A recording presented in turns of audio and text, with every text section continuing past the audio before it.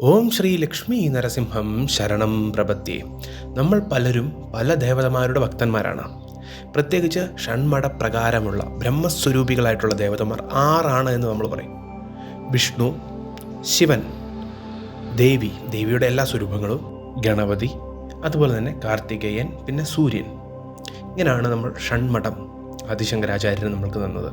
ഇതിലെ ഏറ്റവും പ്രശ്നക്കാർ വൈഷ്ണവരും ശൈവരും ശാക്തേയരുമാണ്. ശാക്തേയർ അത്ര ഇല്ലെങ്കിലും എപ്പോഴും എന്തെങ്കിലുമൊക്കെ പറഞ്ഞു ഏതെങ്കിലുമൊക്കെ പുരാണ കഥകളൊക്കെ ഇതിവൃത്തമാക്കിക്കൊണ്ട് എപ്പോഴും മത്സരിക്കുന്ന 2 വിഭാഗം എന്ന് പറയുന്നത് ഒന്ന് ശൈവരും ഒന്ന് വൈഷ്ണവരുമാണ്.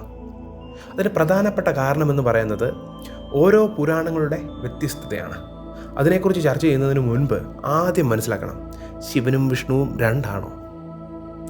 ഒരിക്കലും അല്ല എന്നുള്ള ബോധ്യം എത്തണമെങ്കിൽ ആദ്യം ഈ കഥ മനസ്സിലാക്കണം. ഒരു വ്യക്തി അയാളുടെ അച്ഛന് മകനാണ്, അയാളുടെ മകൾക്ക് അച്ഛനാണ്, അയാളുടെ ജോലി അല്ലെങ്കിൽ കർമ്മമേഖല ഒരു ഡോക്ടറാണെങ്കിൽ അയാളുടെ പേഷ്യൻസിന് ഡോക്ടറാണ്. അപ്പോൾ ഇത് 3 വ്യക്തികളാണോ? അല്ല. ഒരാൾ തന്നെ 3 തരത്തിലുള്ള കാര്യങ്ങൾ ചെയ്യുമ്പോൾ അച്ഛന് അച്ഛൻ്റേതായ കാര്യങ്ങൾ ചെയ്യുകയും മകൾക്ക് മകളുടേതായ ഉത്തരവാദിത്തങ്ങൾ നിറവേറ്റി കൊടുക്കുകയും ഡോക്ടർ എന്ന നിലയിൽ തൻ്റെ പേഷ്യൻസിന് അല്ലെങ്കിൽ തന്നെ കാണാൻ വരുന്ന രോഗികൾക്ക് അതിൻ്റേതായ ചികിത്സാ രീതികളൊക്കെ പറഞ്ഞു കൊടുക്കുകയും അവരെ ഗുണപ്പെടുത്തുകയും ചെയ്യുമ്പോൾ ആ കർമ്മം അവിടെ അദ്ദേഹം നിർവഹിക്കുന്നു. അപ്പോൾ ഒരു വ്യക്തിയെ തന്നെ 3 രീതിയിൽ കാണുന്നതുകൊണ്ട് അദ്ദേഹം 3 വ്യക്തിയായി മാറില്ല. അത് തന്നെയാണ് ദൈവത്തിൻ്റെ കാര്യത്തിലും അല്ലെങ്കിൽ ബ്രഹ്മത്തിൻ്റെ കാര്യത്തിലും. പരബ്രഹ്മം എന്നുള്ള ആ നില അതൊരു നിലയാണ്, അതൊരു അവസ്ഥയാണ്. ആ അവസ്ഥയിലേക്ക് എത്തിച്ചേരാനേ സാധിക്കുകയുള്ളൂ. കണ്ണുകൊണ്ട് കാണാനോ മനസ്സുകൊണ്ട് അറിയാനോ ഒന്നും സാധിക്കില്ല, അത് അനുഭവിക്കാനേ സാധിക്കുകയുള്ളൂ. ആ നിലയിലുള്ള ചൈതന്യം ഈശ്വരനാകുകയും ഈശ്വര്യങ്ങളുള്ള ഭഗവാനാകുകയും ഒക്കെ ചെയ്യുമ്പോൾ ഈ പ്രപഞ്ചത്തിൽ പല രൂപങ്ങൾ സ്വീകരിക്കുന്നു. ഇതാദ്യം നമ്മൾ മനസ്സിലാക്കണം.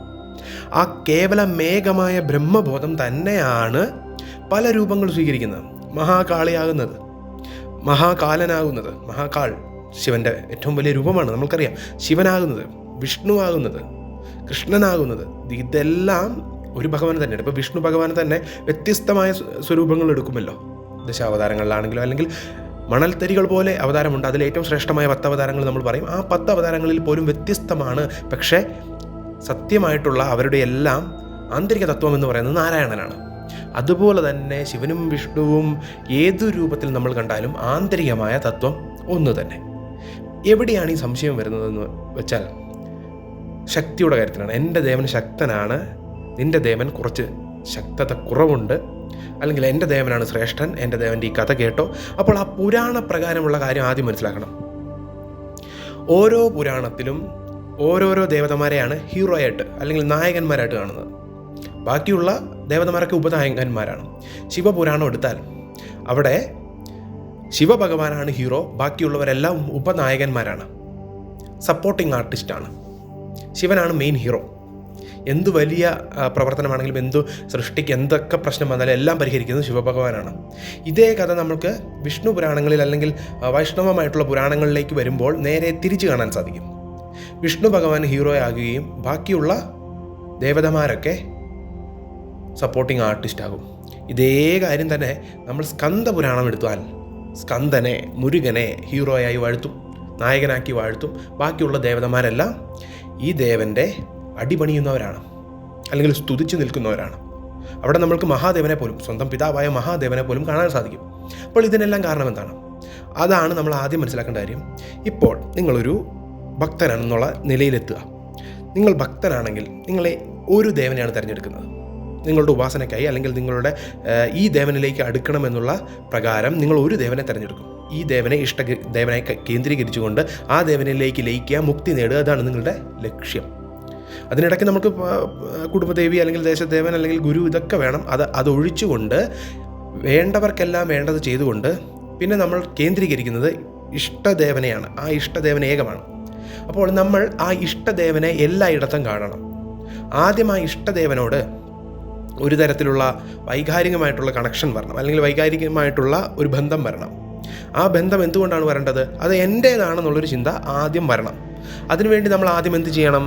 ആ ദേവനുമായിട്ട് ഒരു മനുഷ്യനോടെന്നോണം ഒരു ബന്ധം സ്ഥാപിച്ചെടുക്കുക. ഒരു മനുഷ്യനെ നമ്മളെങ്ങനെ കാണുന്നോ അതുപോലൊരു ബന്ധം സ്ഥാപിച്ചെടുക്കുക. അതുകൊണ്ടാണ് പലരും ഈ ദേവന്മാരുടെയൊക്കെ വിഗ്രഹത്തിനൊക്കെ ഊട്ടുന്നതൊക്കെ നമുക്ക് കാണാൻ സാധിക്കും, അല്ലെങ്കിൽ ആഹാരമൊക്കെ വെച്ച് കൊടുക്കുന്നു, അല്ലെങ്കിൽ അതൊക്കെ എന്ന് പറഞ്ഞാൽ ആ ഭാവം വരാൻ വേണ്ടിയാണ്. അപ്പോൾ ആ ഭാവം വരാൻ വേണ്ടി നമ്മൾ ആദ്യം കണക്ഷൻ ഉണ്ടാക്കിയെടുക്കും. അതിനുശേഷം ആ ദേവനും നിങ്ങളുമായൊരു സ്ഥിതി, അതിനുശേഷമാണ് പരാഭക്തി എന്നുള്ള സ്ഥിതി. ഈ പരാഭക്തി എന്നുള്ള സ്ഥിതി എന്ന് പറയുന്നത് എല്ലായിടത്തും ദേവനെ കാണുന്ന സ്ഥിതിയാണ്. ഈ സ്ഥിതിക്ക് വേണ്ടിയാണ് ഈ പുരാണങ്ങൾ മൊത്തം രചിച്ചിട്ടുള്ളത്. നിങ്ങളുടെ ദേവനെ എല്ലായിടത്തും കാണുമ്പോൾ നിങ്ങളുടെ ദേവനായിരിക്കും ശിവനായും വിഷ്ണുവായും. നിങ്ങൾ ശിവഭഗവാന്റെ ഭക്തനാണെങ്കിൽ വിഷ്ണുവിലും നിങ്ങൾക്ക് ശിവനെ കാണാൻ സാധിക്കണം. അതാണ് പരാഭക്ത നില. അപ്പോൾ നിങ്ങൾക്ക് മനസ്സിലാകും ഈ ജഗത്ത് മൊത്തം നിറഞ്ഞു നിൽക്കുന്ന എല്ലാം സർവ്വചരാചരങ്ങളും നിങ്ങളുടെ ദേവൻ തന്നെ ആയിരുന്നു. ആ ദേവനാണ് ഏറ്റവും ഉന്നതമായ സ്ഥാനം. ആ വിഷ്ണുവിനെ, ഇപ്പോൾ കൃഷ്ണഭക്തർ കൃഷ്ണനെ എല്ലായിടത്തും കാണും, അതുപോലെ ശിവഭക്തർ ശിവനെ എല്ലായിടത്തും കാണും. ഇപ്പോൾ രണ്ട് വ്യക്തികൾ, ഒരാൾ കൃഷ്ണഭക്തനാണ്, ഉന്നതമായ നില പ്രാപിച്ച ആളാണ്, ഒരാൾ ശിവഭക്തനാണ്. രണ്ടുപേരും രണ്ട് ധ്രുവങ്ങളിൽ നിൽക്കുന്നവരാണ്. പക്ഷേ ഈ രണ്ടുപേരും ഒരു സ്ഥലത്ത് ചെല്ലുകയാണെങ്കിൽ ഇവർ രണ്ടുപേര് കാണുന്ന കാഴ്ചയും, അല്ലെങ്കിൽ ഇവർ രണ്ടുപേര് കാണുന്നതും പ്രകൃതിയാണ്. ഈ പ്രകൃതിയിൽ രണ്ടുപേർക്ക് രണ്ട് തരത്തിലുള്ള അനുഭവങ്ങളാണ്. ഒരാൾക്ക് കൃഷ്ണനെ എല്ലായിടത്തും കാണാൻ സാധിക്കും, ഒരിടത്ത് ശിവനെ എല്ലായിടത്തും കാണാൻ സാധിക്കും. കാരണം എന്താണ്? ശിവൻ എന്നുള്ള വഴിയിൽ ചെന്ന് അല്ലെങ്കിൽ ഉപാസിച്ച് ശിവൻ്റെ ബോധമാണ് എല്ലായിടത്തും എന്നുള്ള ബോധത്തിലേക്ക് എത്തുന്നു. മറ്റേ ആൾക്ക് കൃഷ്ണൻ്റെ ബോധമാണെന്നുള്ള ബോധത്തിലേക്കും എത്തുന്നു. അപ്പോൾ നിങ്ങൾ ഈ കഥയിൽ നിന്ന് എന്താണ് മനസ്സിലാക്കേണ്ടത്? കൃഷ്ണനും ശിവനും ഏകം തന്നെയാണ്. നമ്മൾ ഏത് രീതിയിൽ, ഏത് സൈഡിൽ നിന്നാണോ, ഏത് വീക്ഷണത്തോടു കൂടിയാണോ ദൈവത്തെ കാണുന്നത്, ആ രീതിയിൽ ദൈവം നമ്മളിലേക്ക് എത്തും. നിങ്ങൾ ശിവനായി കാണുകയാണെങ്കിൽ ശിവനായി എത്തും, വിഷ്ണുവായി കാണുകയാണെങ്കിൽ വിഷ്ണുവായി എത്തും, ഇനി ദേവിയായി കാണുകയാണെങ്കിൽ ദേവിയായി എത്തും. അപ്പോൾ ഇതെല്ലാം ഒരു സത്യമാണ്. അതുകൊണ്ടാണ് ഒരു പുരാണത്തിൽ ഒരു ദേവനിലേക്ക് കേന്ദ്രീകരിക്കാൻ ആ ദേവനായിരിക്കണം എല്ലാം ചെയ്യുന്നത്. നിങ്ങളെ സംബന്ധിച്ചിടത്തോളം ഏറ്റവും ശക്തനായ ദേവനായിരിക്കണം. നിങ്ങളെ സംബന്ധിച്ചിടത്തോളം എല്ലാ കാര്യങ്ങൾക്കും എല്ലാത്തിലും ഹീറോ. നിങ്ങൾ ആ പുരാണം വായിക്കുന്ന അതാണ്. ആ പുരാണത്തിലെ നായകൻ. നിങ്ങളിപ്പോൾ വൈഷ്ണവരാണെങ്കിൽ വിഷ്ണു പുരാണം അല്ലെങ്കിൽ ഭാഗവതമൊക്കെ വായിക്കും, അല്ലെങ്കിൽ ഇപ്പോൾ ശൈവരാണെങ്കിൽ ലിംഗപുരാണം, ശിവപുരാണമൊക്കെ വായിക്കും. എന്താണ്? ആ പുരാണം വായിച്ചെങ്കിലേ നിങ്ങൾക്കുള്ള ഇത് കിട്ടുകയുള്ളൂ. അപ്പോൾ ആ പുരാണങ്ങൾ വായിക്കുന്നതിലൂടെ നിങ്ങളുടെ ഭഗവാനാണ് ഉന്നതമായ സ്ഥാനം, നിങ്ങളുടെ ഭഗവാനാണ് എല്ലായിടത്തും നിറഞ്ഞു നിൽക്കുന്നത്, നിങ്ങളുടെ ഭഗവാനാണ് ഏറ്റവും ശക്തൻ എന്നുള്ള ഭാവം ഉൽപ്പാദിപ്പിച്ചുകൊണ്ടിരിക്കുകയാണ്. ഇങ്ങനെ ശക്തമായ ഭാവത്തിലൂടെ ആ ഭഗവാനെ സിദ്ധീകരിക്കണം. അതിനാണ് നമ്മൾ ഈ പുരാണങ്ങൾ വായിക്കുന്നത്. അപ്പോൾ നിങ്ങളെ സംബന്ധിച്ചിടത്തോളം നിങ്ങൾ ഏത് ദേവനെയാണ് വിളിക്കുന്നത്, ആ ദേവനാണ് നിങ്ങളുടെ ഹീറോ, ആ ദേവനാണ് ഏറ്റവും ശക്തൻ. അതനുസരിച്ച് പ്രകൃതിയിൽ അത് ഫലിക്കുകയും ചെയ്യും. നിങ്ങൾ വിശ്വസിക്കുകയാണ് നിങ്ങളുടെ ദൈവത്തിന് മുകളിൽ ഒരു ശക്തിയില്ലെന്ന് വിചാരിക്കുകയാണെങ്കിൽ അത് സംഭവിക്കും. ശിവനും വിഷ്ണുവും ഒന്നാണെങ്കിൽ നിങ്ങൾ വിശ്വസിക്കണം. ഒരാൾ വിശ്വസിക്കുന്നു ശിവനും വിഷ്ണുവും വെവ്വേറെ, എൻ്റെ ദേവൻ മറ്റേ ദേവനേക്കാളും ശക്തി, അല്ലെങ്കിൽ ഇങ്ങനെ ശക്തിയുണ്ട്, അങ്ങനെ അങ്ങോട്ടും ഇങ്ങോട്ടും വ്യത്യാസമുണ്ട് എന്നൊക്കെ വിചാരിക്കുകയാണെങ്കിൽ ഒരിക്കലും അയാൾ ഒരു ശക്തനായ ഉപാസകനാകില്ല.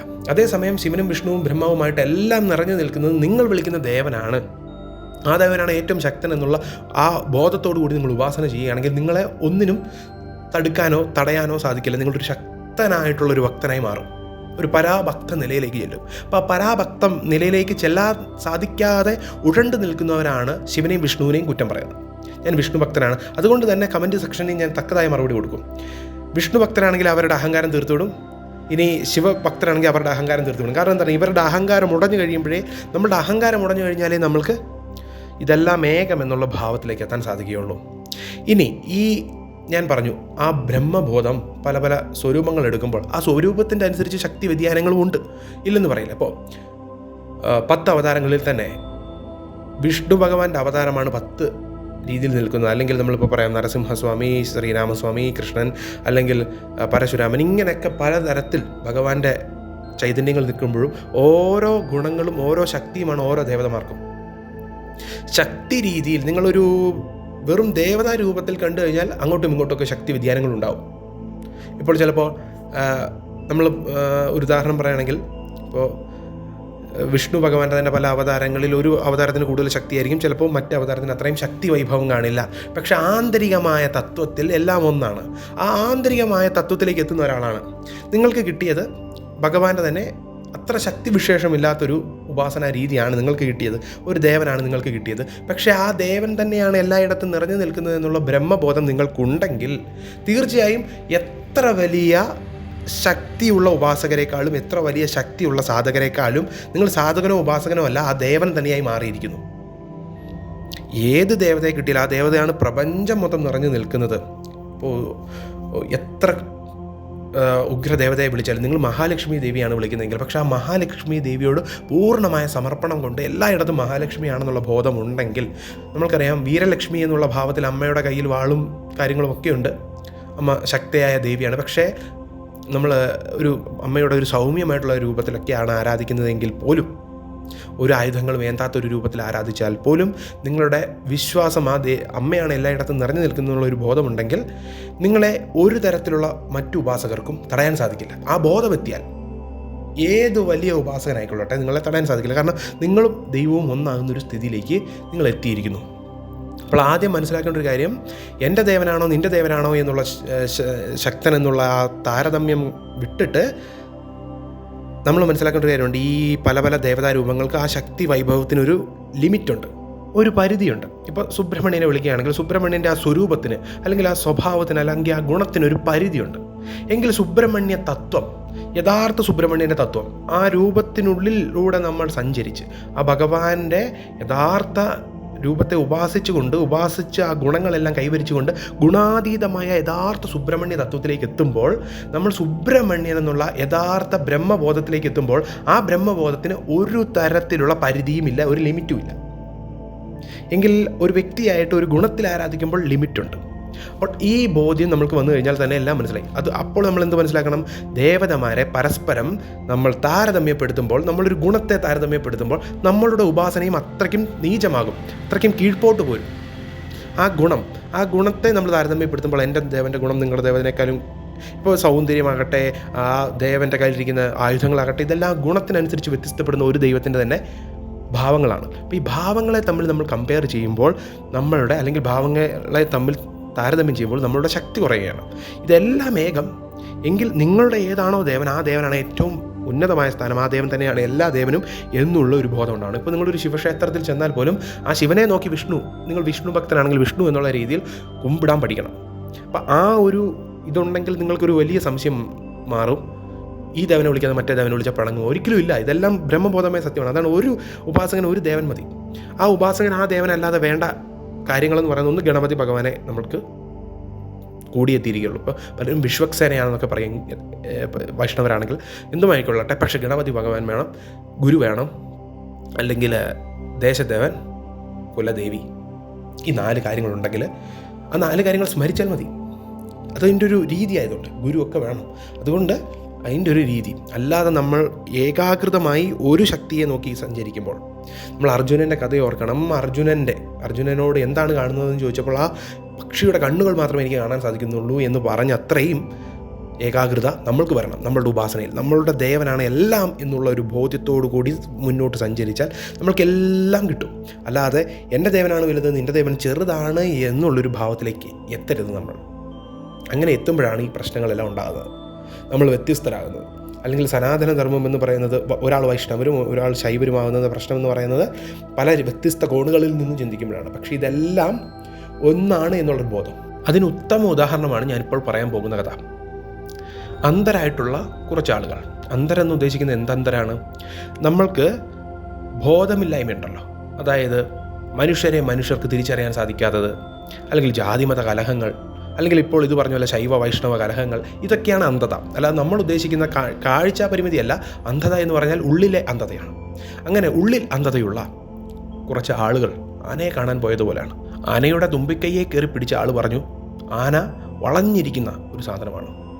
എന്നാൽ കാലയെ പിടിച്ച ആൾ പറഞ്ഞു ആന ഉറച്ചു നിൽക്കുന്ന ഒരു തൂണ് പോലത്തെ എന്തോ ആണ്.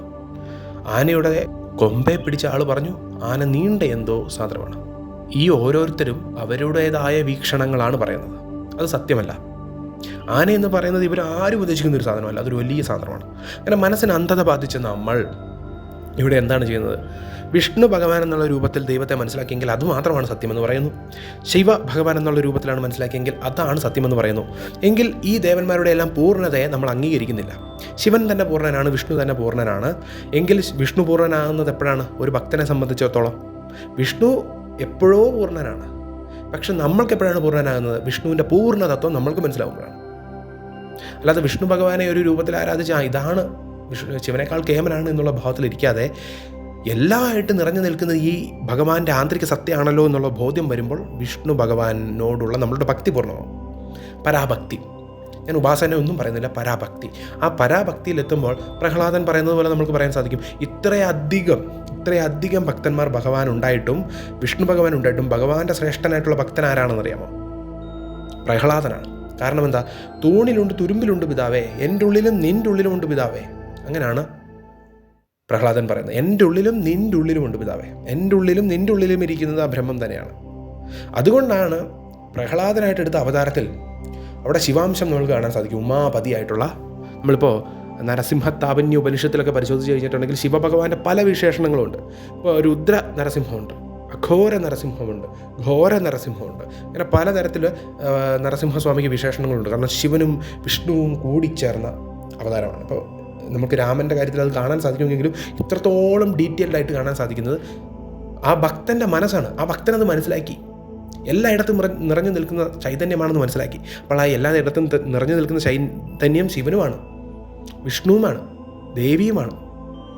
അതാണ് അഗ്നിയും സൂര്യനും ആയിട്ടുള്ള ഇടാ പിങ്കള സുഷുമ്ന ആയിട്ടുള്ള 3 നേത്രങ്ങളാണ് ഭഗവാനുള്ളത്.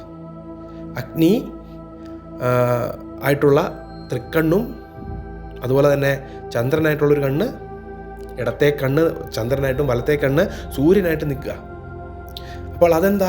അതെല്ലാം ഉൾക്കൊള്ളുന്ന, ശിവനെയും ശക്തിയെയും അതുപോലെ തന്നെ വിഷ്ണുവിനെയും ഉൾക്കൊള്ളുന്ന സ്വരൂപമായിട്ട് ജനിച്ചത് എന്താ? ആ ഭക്തൻ്റെ മനസ്സാണ്. വിഷ്ണുവിനെ അങ്ങനെയാണ് കേട്ടോ. വിഷ്ണുവിൻ്റെ പൂർണ്ണത ഏതാണ്? വിഷ്ണുവിൻ്റെ പൂർണ്ണതയ്ക്കകത്ത് ശിവനുണ്ട്, ദേവിയുണ്ട്. അപൂർണമായി വിഷ്ണുവിനെ കാണാൻ സാധിച്ച പ്രഹ്ലാദനെ പോലെ ആകണം നമ്മൾ. ശിവനിൽ നമുക്ക് വിഷ്ണുവിനെ കാണാൻ സാധിക്കണം. പക്ഷേ ഉപാസന എന്നുള്ള രീതിയിൽ വരുമ്പോൾ നിങ്ങളുടെ ദൈവനായിരിക്കണം മുകളിൽ. എങ്കിൽ മറ്റ് ഉപാസകരെ കളിയാക്കാനോ ഒന്നും പോകരുത്. ആ നിൽക്കുന്നതും ആ വിഷ്ണു ഭക്തനായ നിങ്ങൾ ഒരു ശൈവ ഭക്തനെ കാണുമ്പോൾ, ഒരു ശിവഭക്തനെ കാണുമ്പോൾ ആ ശിവനായിട്ട് ഇയാൾ ആരാധിക്കുന്നതും അല്ലെങ്കിൽ ഇദ്ദേഹം ആരാധിക്കുന്നതും എൻ്റെ വിഷ്ണുവിനെ തന്നെയാണെന്നുള്ള ബോധ്യം, അല്ലെങ്കിൽ ഒരു മറ്റു മതത്തിൻ്റെ ഒരു ആരാധനാലയത്തിൽ പോയാലും അതും എൻ്റെയാണെന്നുള്ളൊരു ബോധ്യം, അതാണ് സനാതനധർമ്മത്തിൻ്റെ ബോധ്യം. അതാണ് യഥാർത്ഥ സനാതനധർമ്മം. അതിലേക്ക് എല്ലാവരുടെയും മനസ്സെത്തട്ടെ. ഓം ശ്രീ ലക്ഷ്മി നരസിംഹം ശരണം പ്രപദ്യേ.